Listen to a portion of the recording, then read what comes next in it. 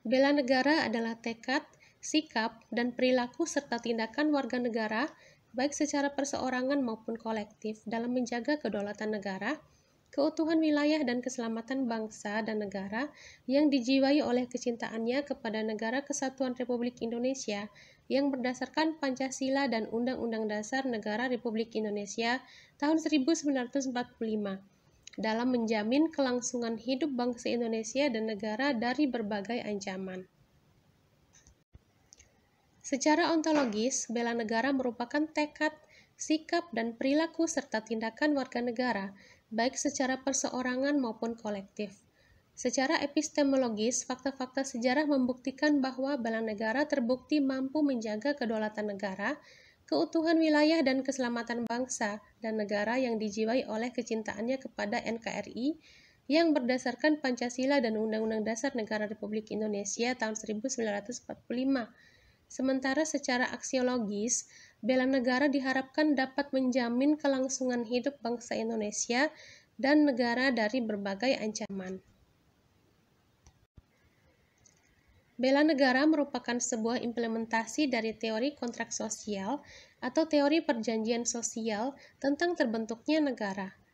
Dalam pandangan para penganut teori kontrak sosial, dinyatakan bahwa negara terbentuk karena keinginan warga negara atau masyarakat untuk melindungi hak dan kewajibannya dalam kehidupan bermasyarakat agar supaya terjalin hubungan yang harmonis, damai, dan tentram.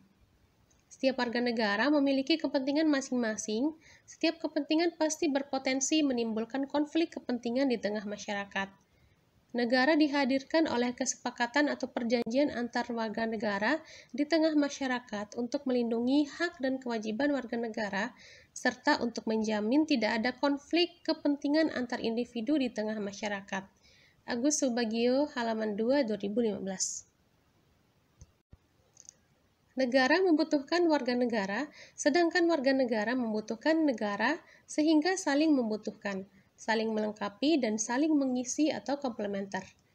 Negara akan kuat apabila warga negaranya bersatu padu dan kompak membela negara.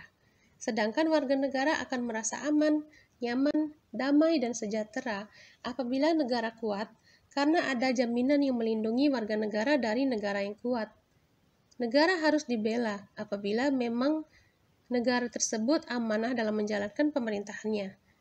Tidak ada alasan bagi warga negara untuk menghindar dari kewajiban membela negara.